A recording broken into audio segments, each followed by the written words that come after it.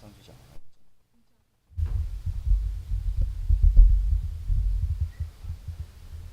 我们的华语礼拜即将开始，我们请将我们的手机转成静音或关静，那我们就一起来安静心，预备敬拜上帝。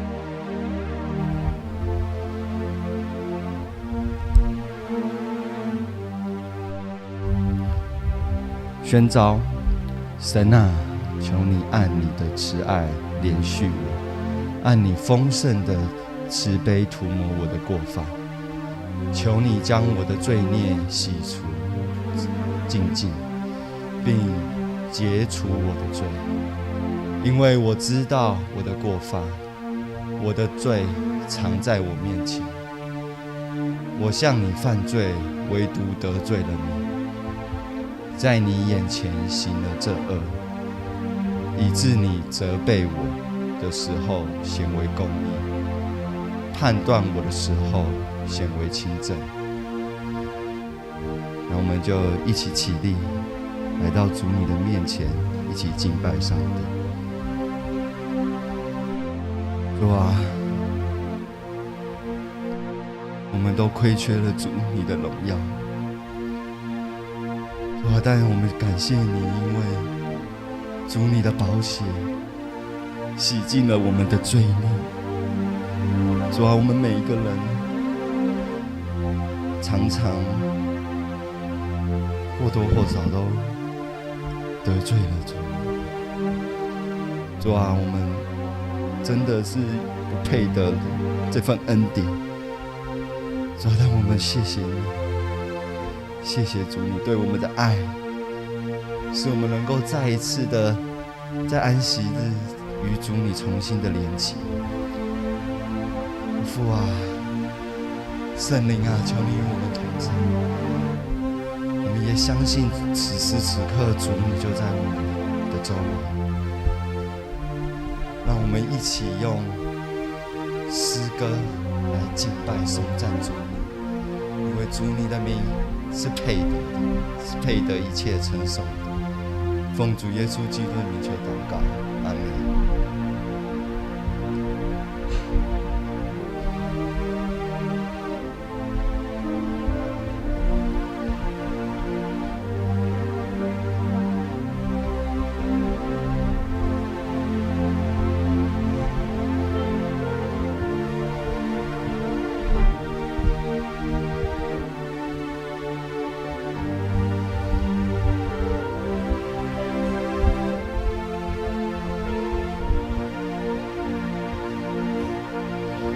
圣洁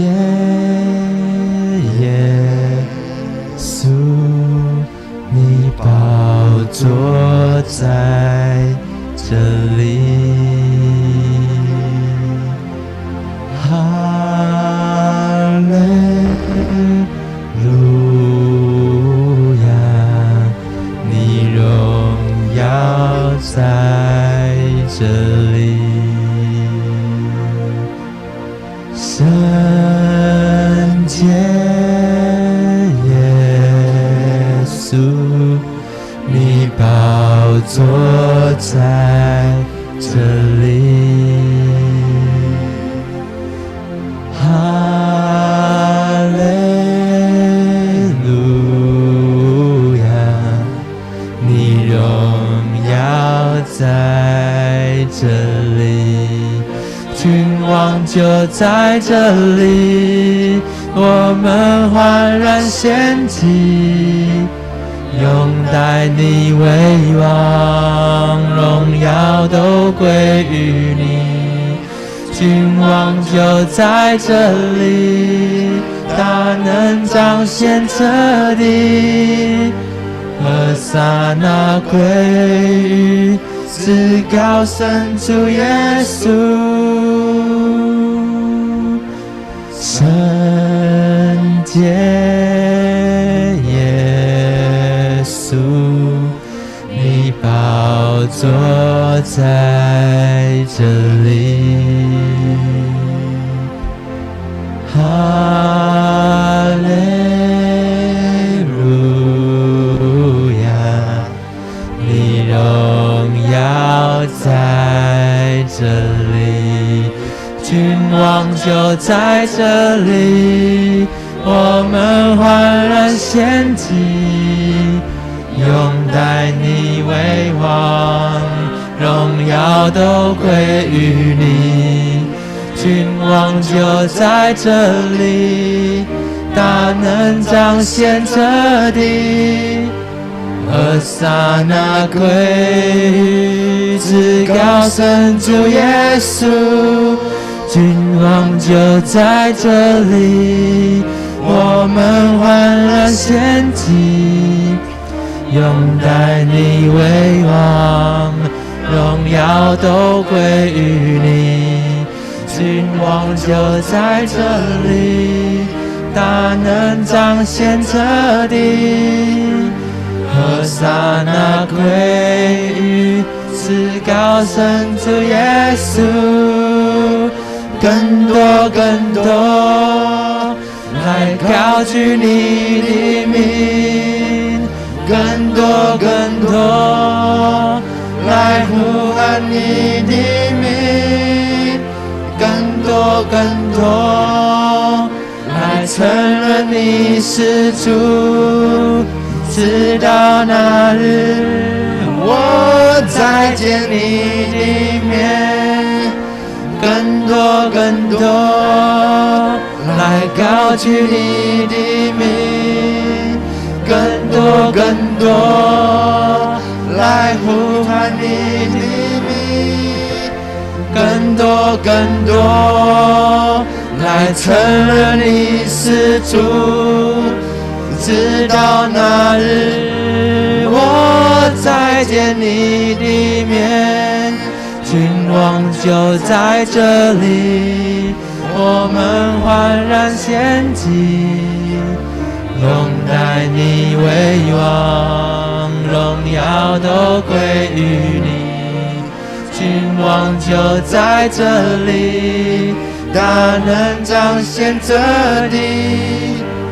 和撒那归于至高神主耶稣，更多更多来高举你的名，更多更多来呼喊你的名，更多更多来承认你是主。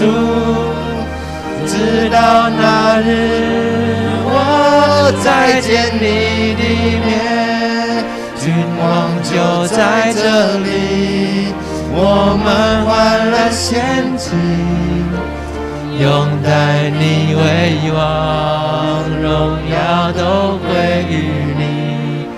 君王就在这里，大能彰显这地。和撒那归于至高神主耶稣，圣洁耶稣，你宝座在这里。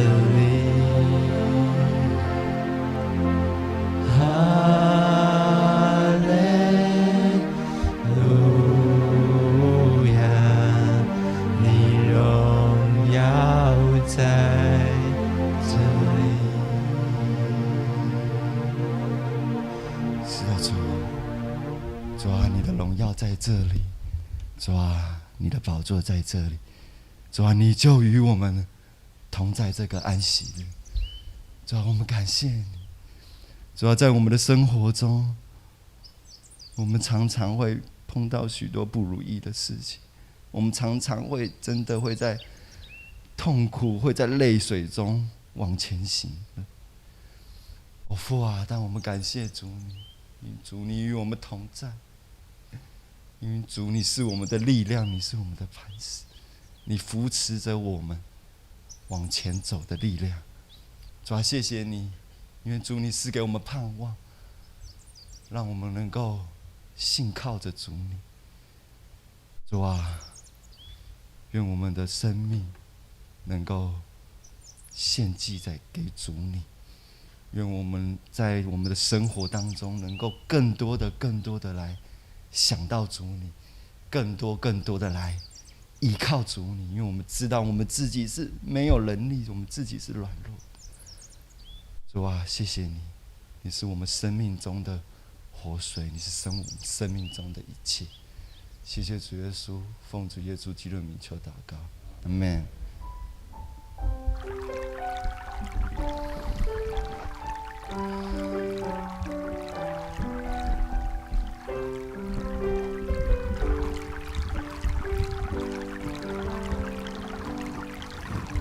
生命泉永流不停歇，泪水浸湿这一路艰险。到那日说过结满园，我们一同欢欣笑开颜。生命泉永流不停歇，泪水浸湿这一路艰险。到那日说过结满园，我们一同欢欣笑开颜。花径像云徜徉，微风拂过浪花欢唱，为你歌唱，为你歌唱，耶稣哦，声响彻心翱翔，我的灵天高高唱，因你恩典，丰富恩典，奇妙恩典。抬头望，天堂门打开，我们将亲眼看见里面。百花开，芬芳遍满地，荣耀主耶稣基督再来。抬头望，天堂门打开，我们将亲眼看见里面。百花开，芬芳遍满地，荣耀主耶稣基督再来。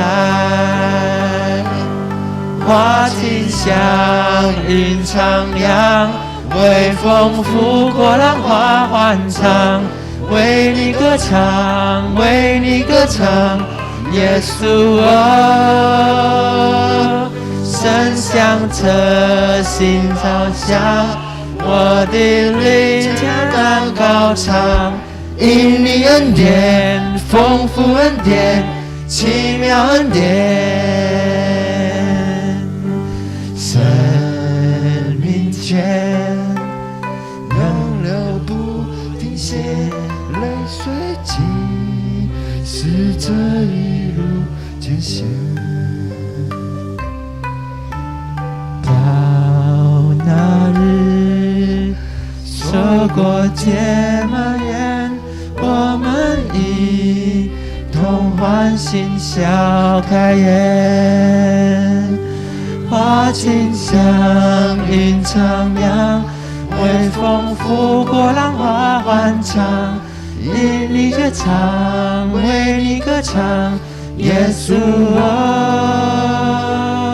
声响彻心翱翔，我的灵天高高唱，因你恩典丰富恩典，奇妙恩典，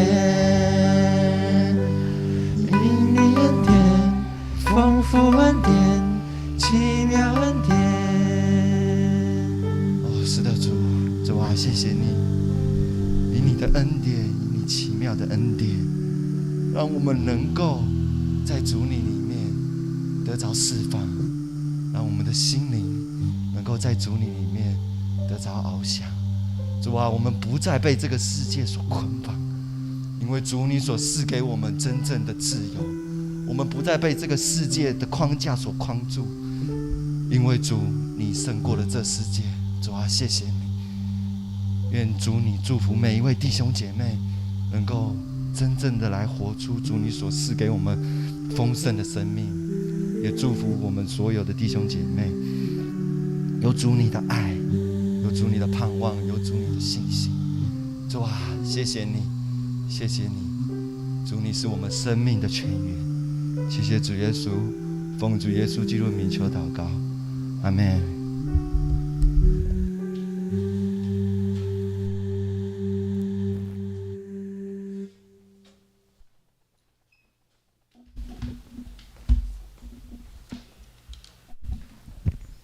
让我们一起来攻读神的话语，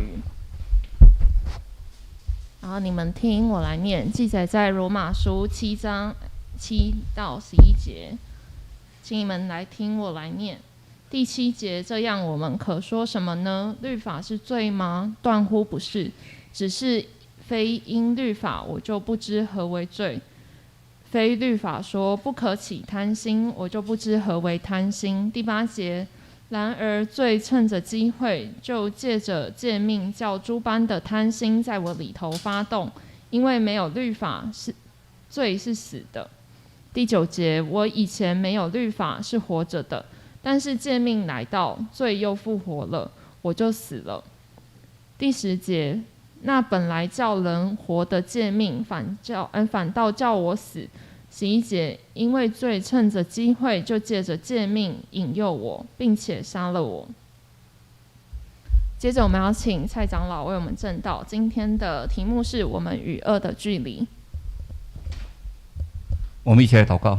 先天我们感谢你，让我们在这个清晨一大早就到你的脚前来敬拜你。求主你赐下恩典在我们每个人的身上，赐下圣灵充满着我们这个殿，让我们所领受的是从主你而来的恩典，从你得来的信息。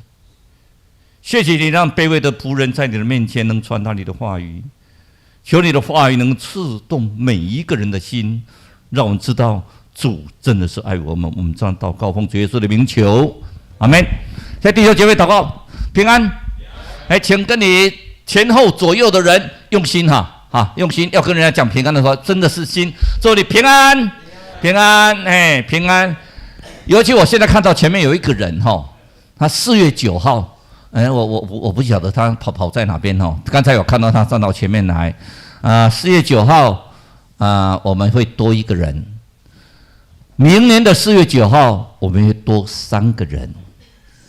后年的4月9号，我们已经会多5个人，因为一次会有双胞胎。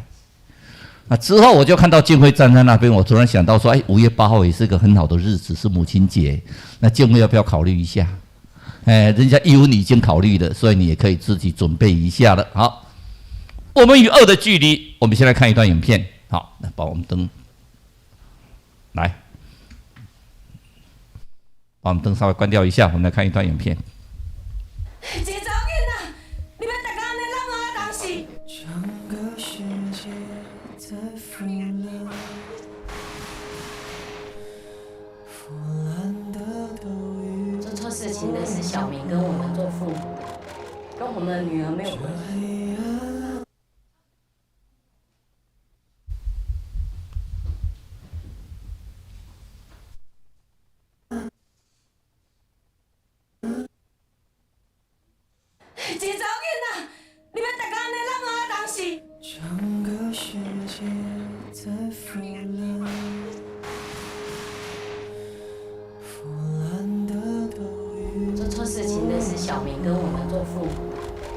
我们的女儿没有回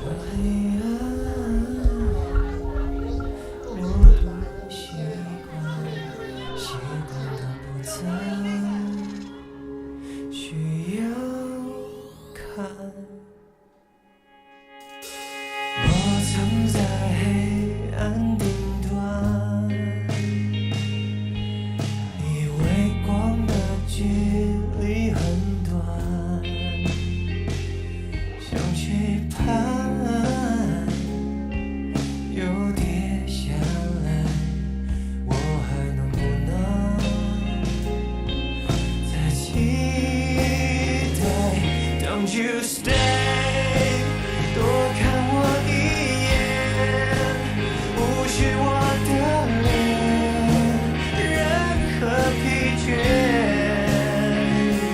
看着我最脆弱的防备，沉默以对都无所谓，任何角落都没差别。Don't you stay？在我身边，无视这世界任何分裂，看见我所深陷的深渊，让我感觉黑暗里面光线是抓得到的线。我们都是好人，不知道为什么事情会变成这个样子。老天爷到底要我们学什么？爸，你会好的，一直努力也会好的。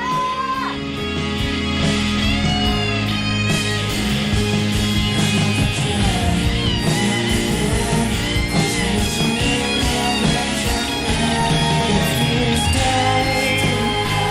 在我身边，你是我的脸。所有狼狈，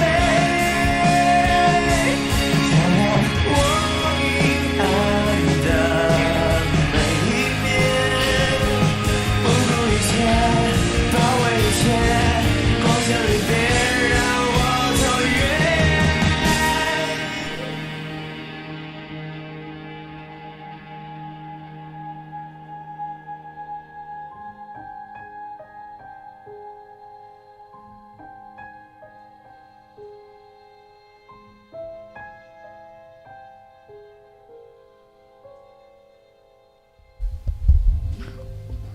1米2的距离，对不起哈，那个我突然不知道我已经跑到哪边去，我有2副眼睛已经都不见了哈，所以老年痴呆症的症状已经出现了。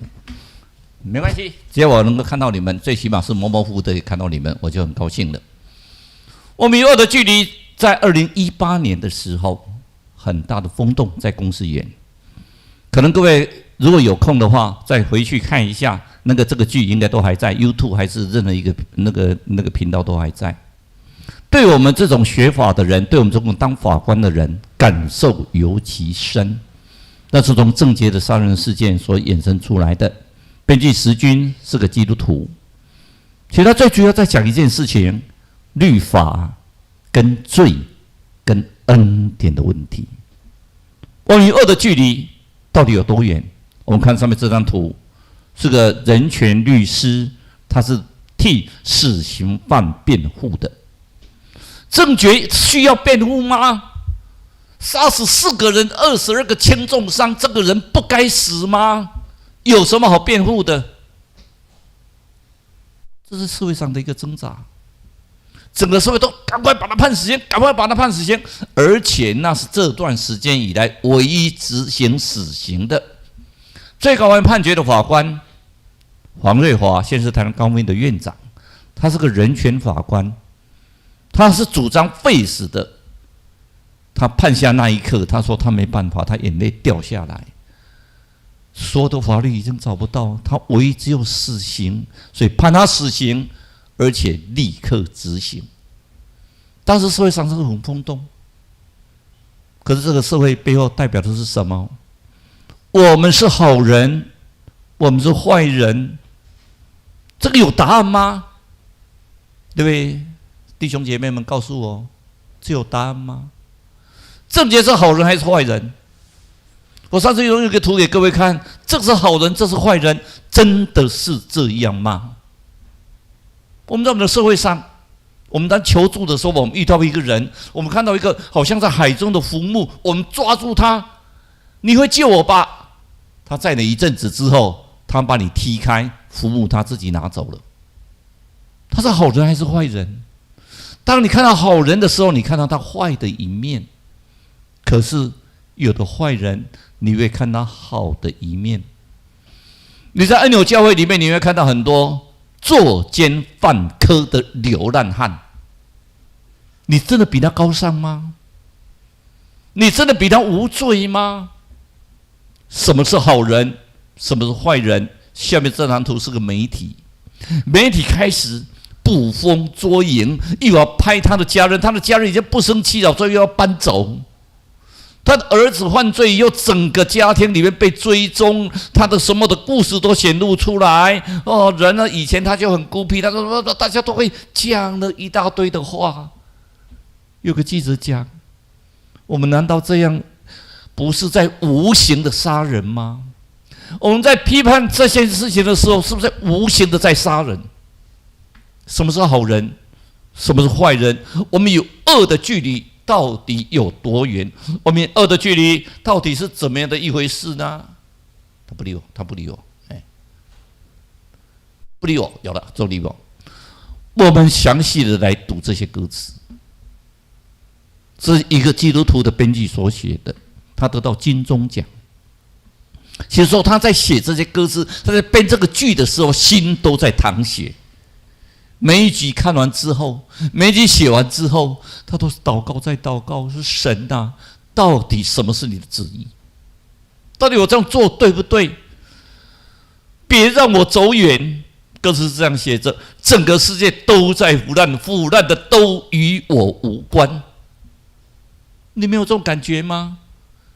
今天早上一大早我就被吵醒，因为我通常礼拜六12点以后开始，我大概都会是准备讲到的，就不在。我们通常都有一个群组有一些新闻他们都会不断传进来，但是我通常礼拜六就不再读那个群组了。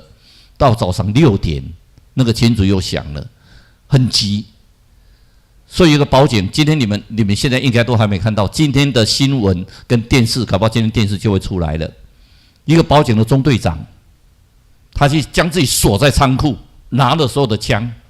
他说他调动不公，他希望监察委员蔡崇义、王美义出来替他主持公道，所以直接赶快传给我，看我要不要打电话过去处理一下。我说对不起，礼拜天我一定要上教会，我礼拜一再来处理。这个事情他已经被安抚下来，但是这个事情我看延烧个2-3天应该有，你们从今天晚上电视就可以看得到了。主编蔡崇义希望你替我主持公道，我会不会去？我明天就会去的，我明天就会到现场去了解一下，看到底怎么一回事。大家都认为我是好人，这个中队长是坏人，我就把他调走。那到底事情经过怎么样呢？有没有经过一个很详细的调查，一个公平的处理？这个世界都在腐烂，然后我们讲一句话：这些腐烂都与我无关呐。我看你我们在教会里面多舒服，多舒适，每个人和蔼可亲，每个人笑容相向，没有任何的利害关系。但是你踏出去之后，你要不要面对这个世界呢？你只有每天在教会里面聚会吗？你要不要面对这个世界？有多少人在背后捅你一刀？当你觉得那个是好人的时候，你只能发现到，就像凯撒被谋杀的时候，原来是他最好的朋友在谋杀他。这世界上这是很特例吗？没有，是层出不穷在上演。是说魔鬼进入了人的世界，人的心是真的变坏了。我们在这个黑暗时，我们已经习惯了。我们习惯在不再需要看。你没有这种感觉吗？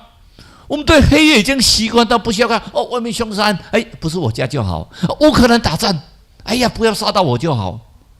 你说台湾也很危险呢，会不会中共犯台啊？没关系啦，这个我们大概还不会，美国会来救我们。别人的事情都好远，只要我自己守得好就好。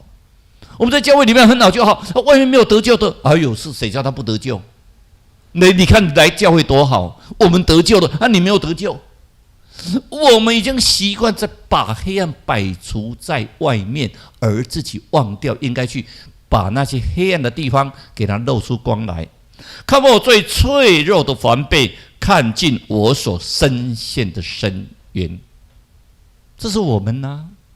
我们有时候没有想到，我们到黑暗的时候，光线是抓得到的，但是我们要不要去抓它呢？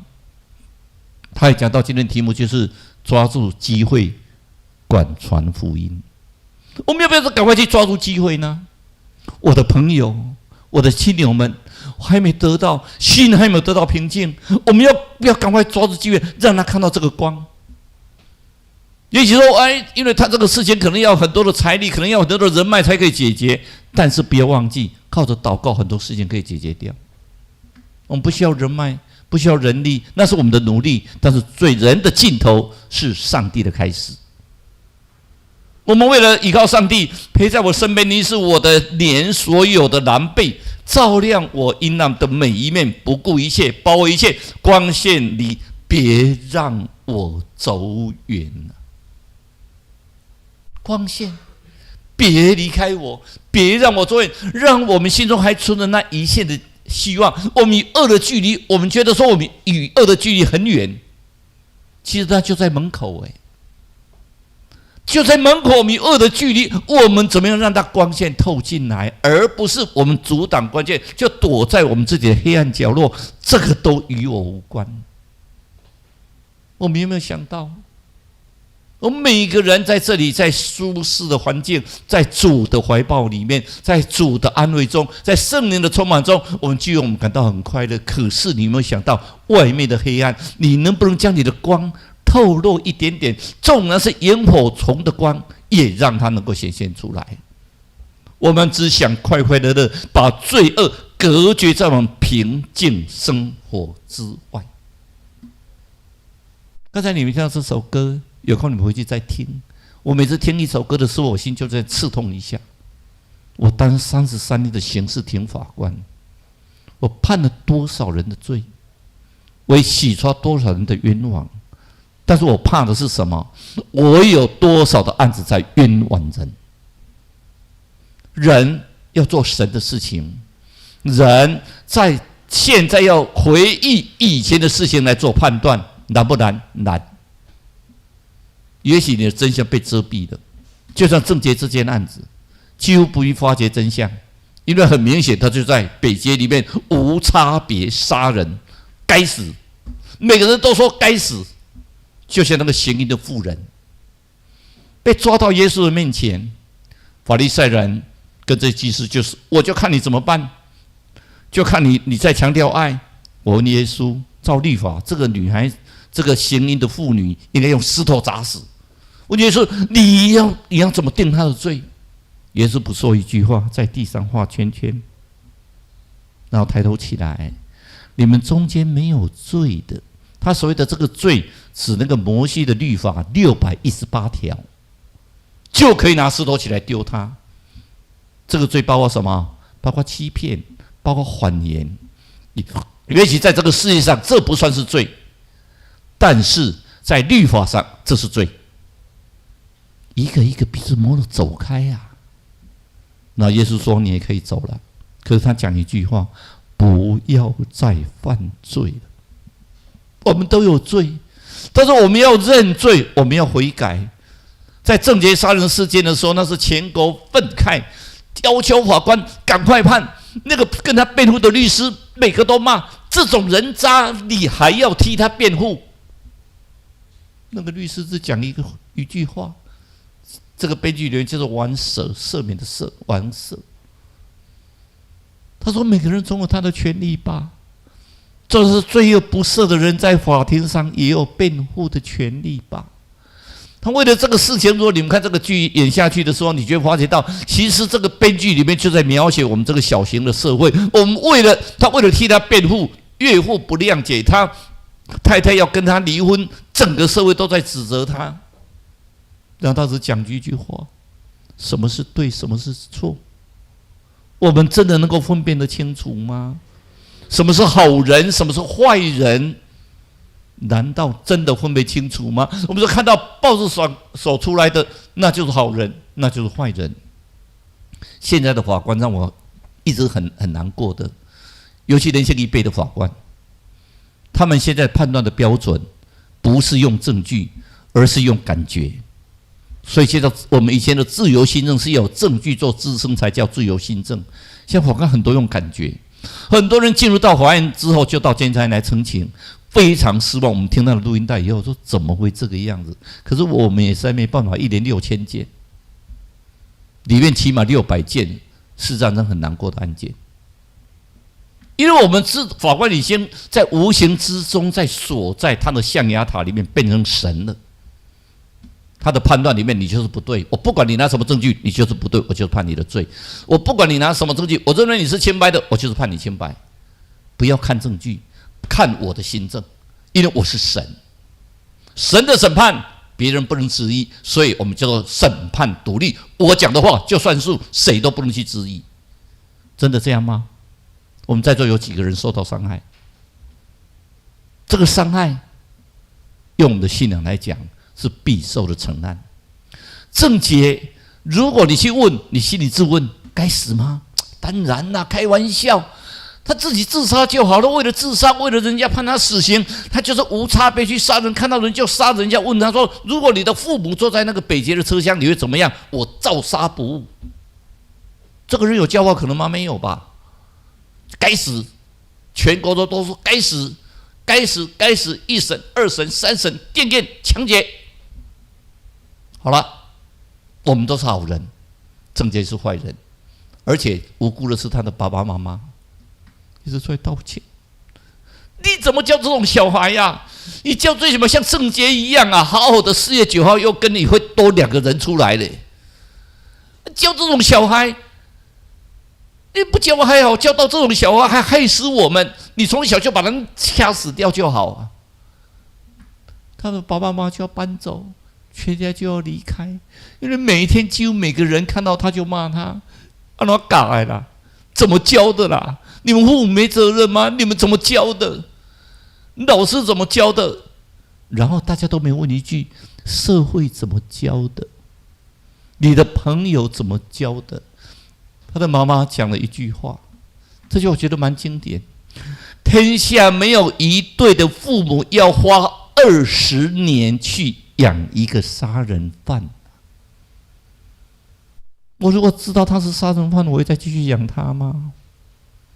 每个父母、每个子女都是父母的心肝宝贝，每个父母在看到子女都是他的心肝宝贝。让我讲一句话更经典的：心有多远，恶就有多近。我们心离开了，恶就在我们的门口。心有多远，恶就有多近。我们看到现在俄乌大战，我们看到什么？一个人的欲望。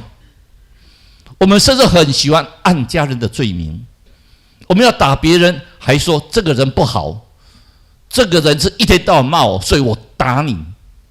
这个人是纳粹，结果他这次以名词好像用错了，因为总统本身是犹太人，不可能是纳粹的，他是被纳粹所欺负的人，就他是死在他是纳粹。什么理由？不管，反正你就是纳粹。我打你，然后还告诉你，你要全部去军事化，你要跟我和解，你为什么不跟我谈？我把你打了半死以后，就说来，你先跟我道歉，我才跟你和解。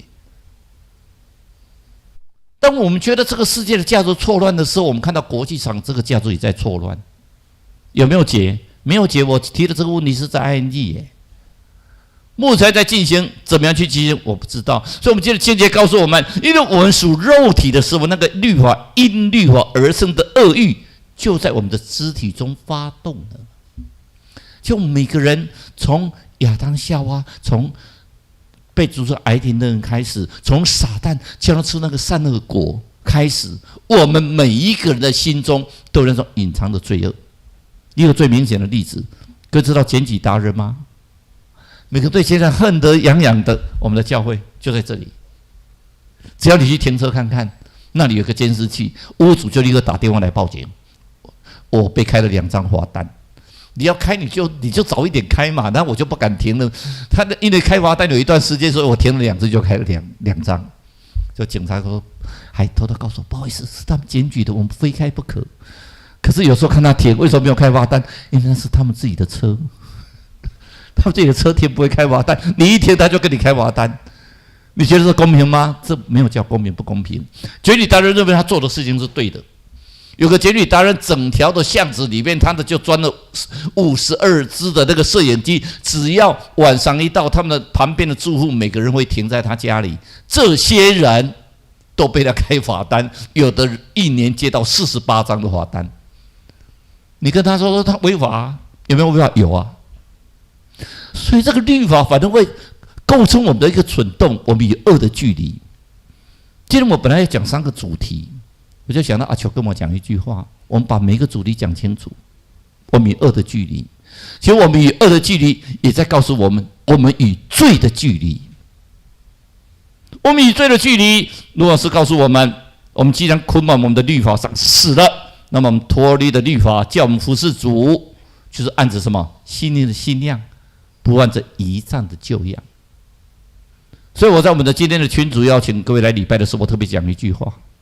日本麦克阿瑟将军说：“日本刚光复，赶快派宣教师来，让日本这些人得到福音。”结果美国因为说日本很乱，所以西方的国家都没有派任何宣教师，所以日本现在是福音最难传的硬土。日本的教会不像我们如果我们的教会啊，你们觉得我们教会小，如果在日本我们教会是大教会，那20-30个人教会在日本是比比皆是，而且很难成立教会。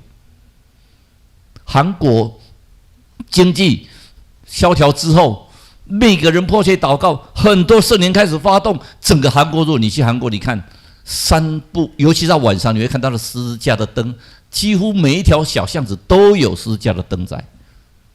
我们看到中国当时刚开放的时候，大陆跟香港进去一直传道，一直传道，最远的地方都传到。大陆现在基督教地下，现在随便抛上地下的基督教非常的兴盛。他们知道有一天主会再来，福音传开来了。我们呢，下个礼拜我们的陈国义长老会带我们去游马街，游淡水看马街的足迹。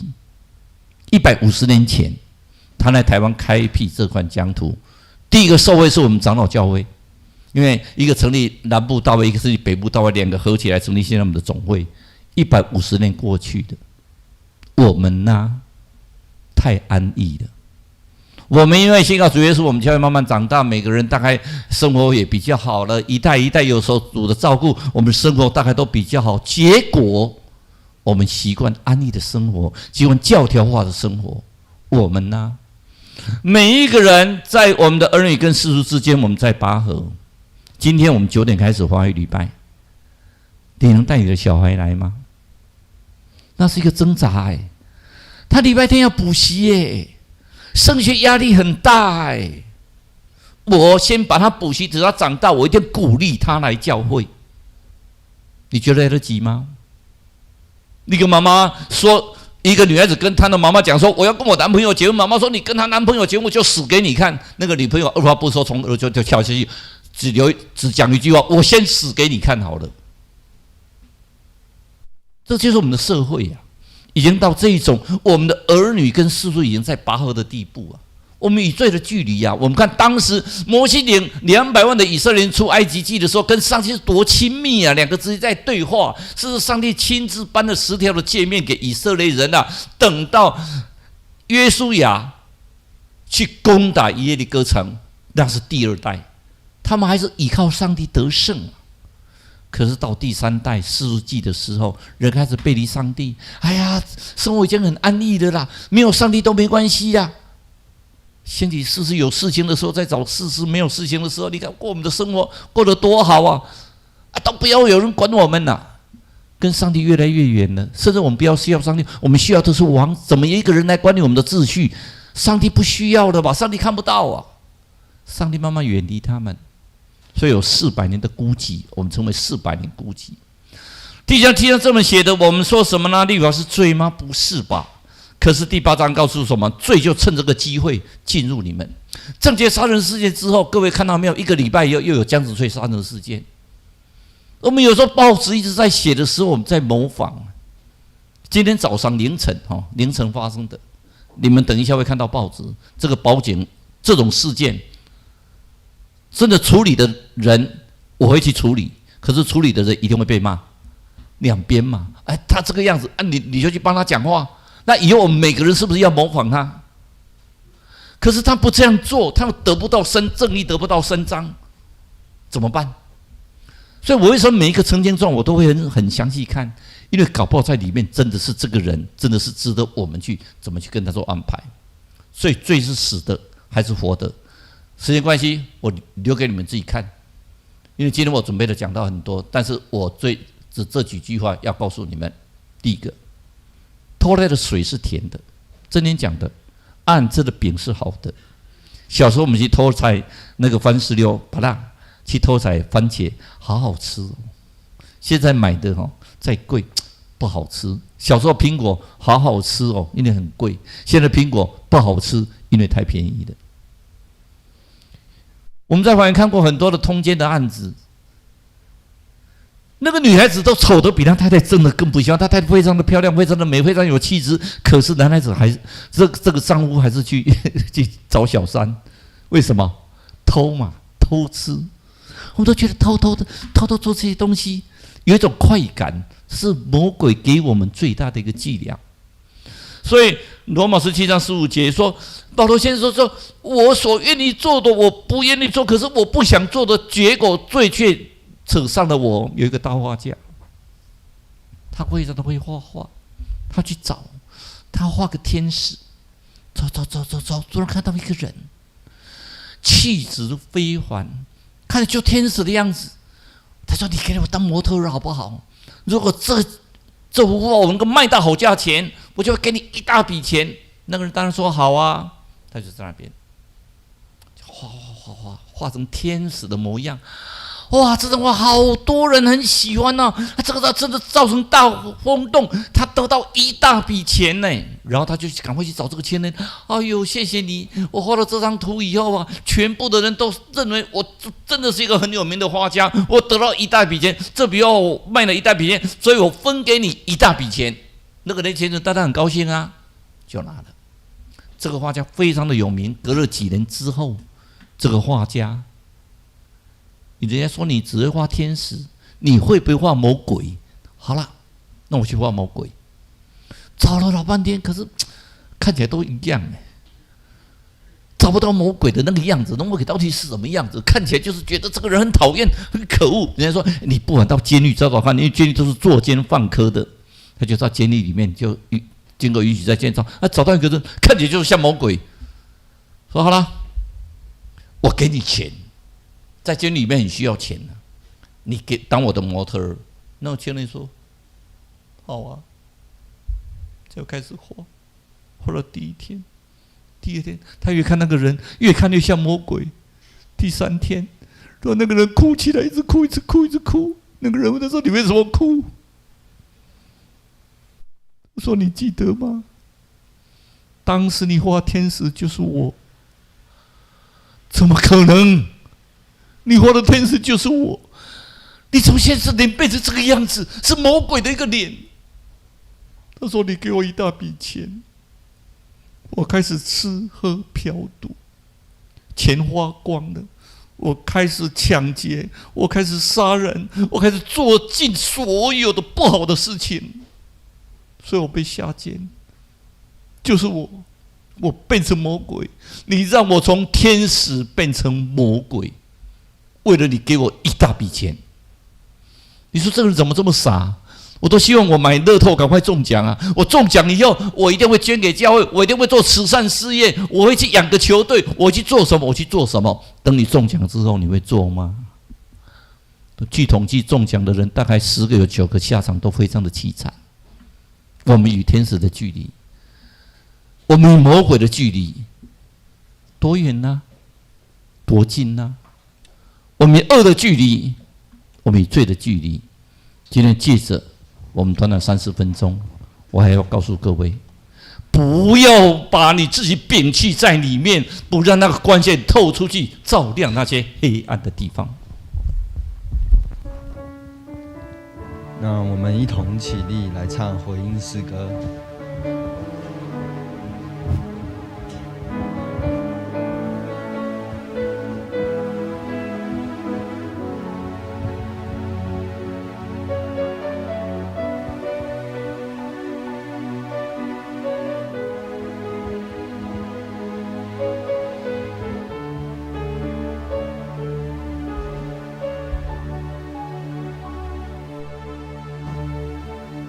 主，我们同行在你面前，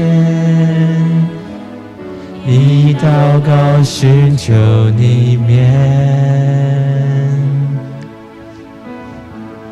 我们转离所有的恶行，定义单单跟随你。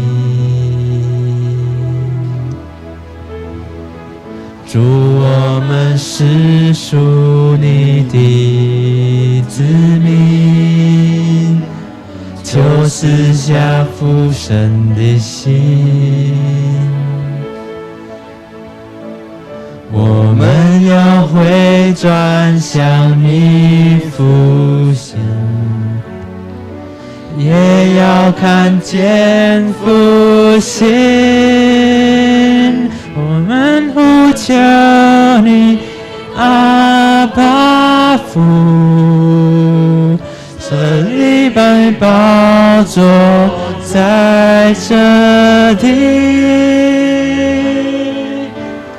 你闭睁眼看着垂听，奉主名的呼求，万民都要来敬拜你，荣耀高举你的生命，复兴这地全能的君王，我们欢迎你。主，我们同行在你面前，以祷告寻求你面。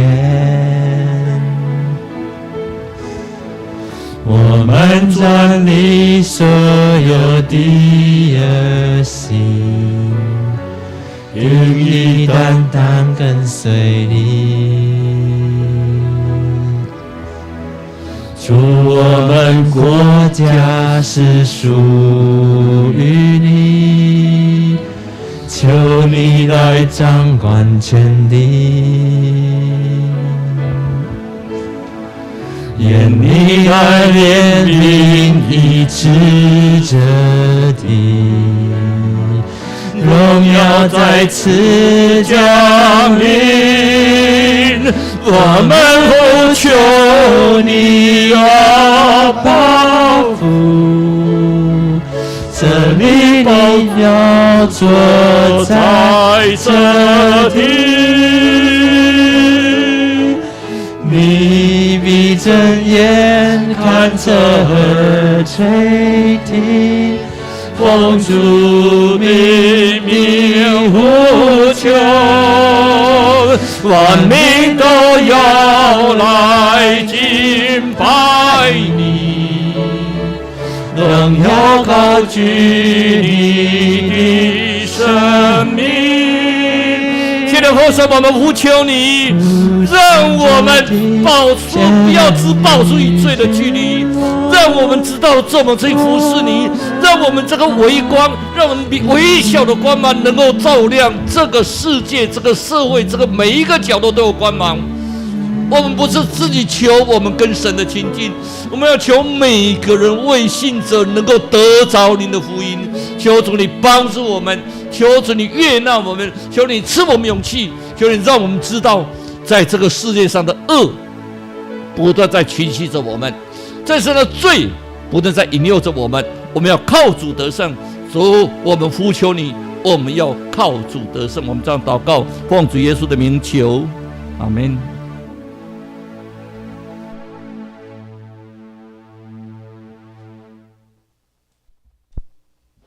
我们持续站立，以奉献的心来奉献。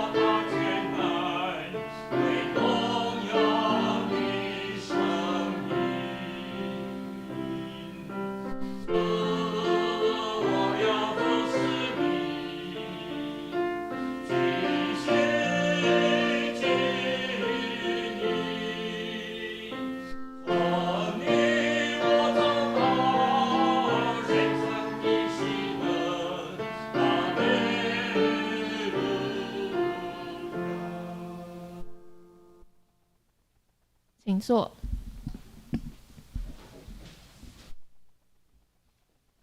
在报告以前，我们一起来念今天的金句2次，在罗马书7章6节，请。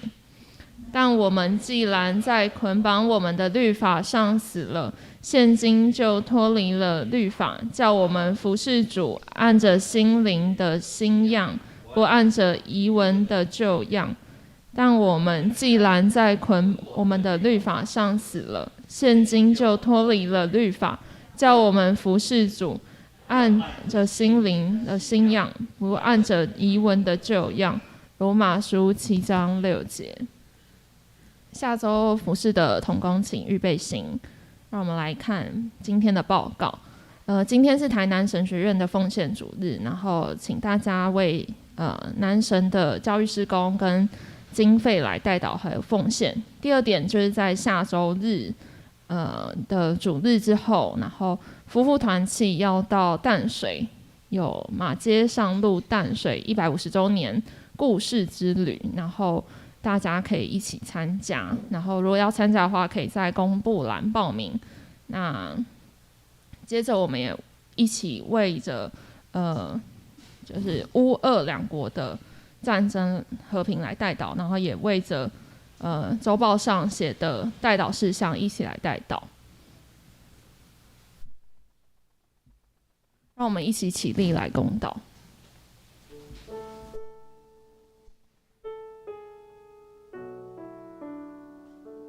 在我面前，主，你的圣灵带领帮助我们，主，我们不配，但是主你的爱，你的灵就在我们里面，主全力光照我们，光照我们的土地，光照我们的国家。主，求你有什么回转在你的面前，主你看顾带领保守，主我们献上感谢，主你。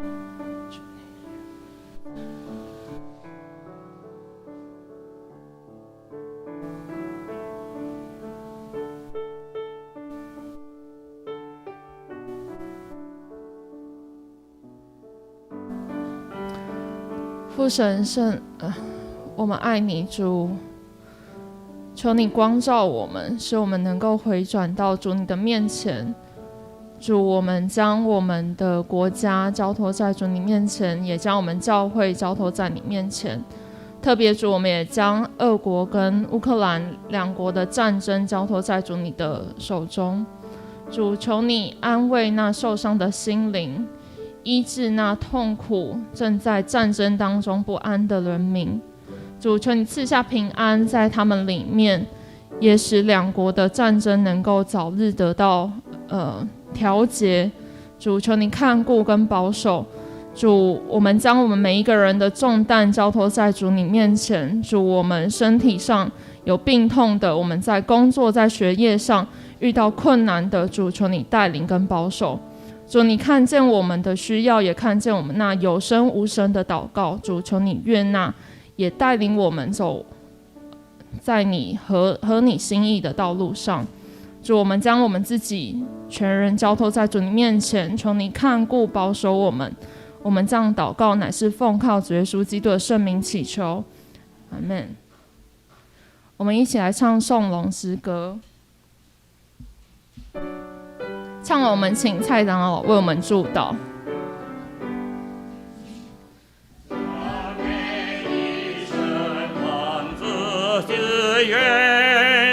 天下生灵都当颂言，天上万军也赞之名，同心赞美父子圣灵。阿们。愿主耶稣的恩典遮盖你们所有的罪。愿上帝的怜悯慈悲永远将他的爱浇灌在你们身上。愿圣灵安慰你们，引导你们，帮助你们，充满着你们，恩惠慈爱一生一世伴随着你们，从今时直到永远。阿们。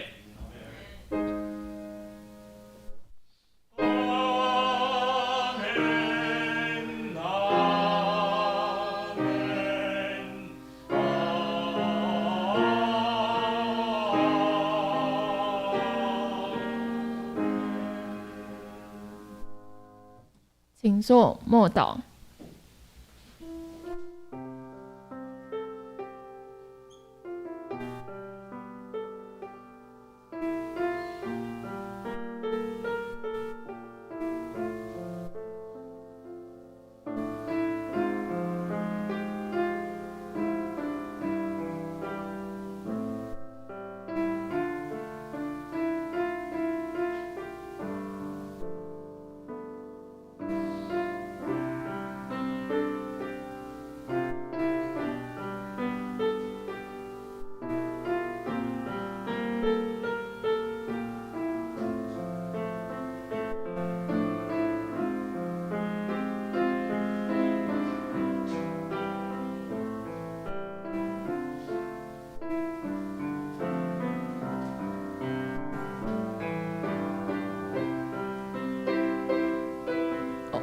这时候我们可以向周围的亲友们互相行平安礼。